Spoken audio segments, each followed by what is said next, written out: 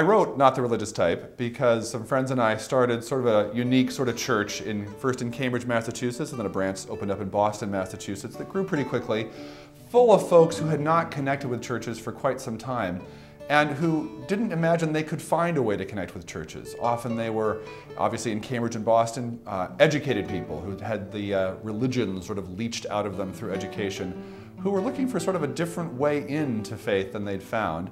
There had been a survey in Cambridge in 1995 that suggested that 2% of people in Cambridge went to a church on any given Sunday, as opposed to about 35 to 40% nationwide.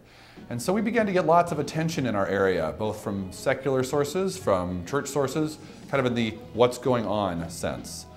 And we began wondering, well, what is going on? Why are we getting Harvard deans? Why are we getting who weren't churchgoers? Why are we getting other professors? And why are we getting people from the local housing projects? And why are we getting people who've been long-time residents in the area, all in this little melting pot? It seemed like maybe there was something unique going on. And it seemed like whatever was unique might actually have something to offer for a wider group of folks in our country than we're currently thinking about spiritual things. I'd love to talk a bit about what I mean by not the religious type and what I don't mean by not the religious type. What I mean by it is that there are millions upon millions of people, I'm pretty persuaded, who are in churches or who are not in churches who don't regard themselves as a religious type, where religion in its classic sense doesn't capture them. It doesn't mean they're not going to church, it doesn't mean they don't believe in God, but that somehow a broader sense of a religious world just isn't where they're at.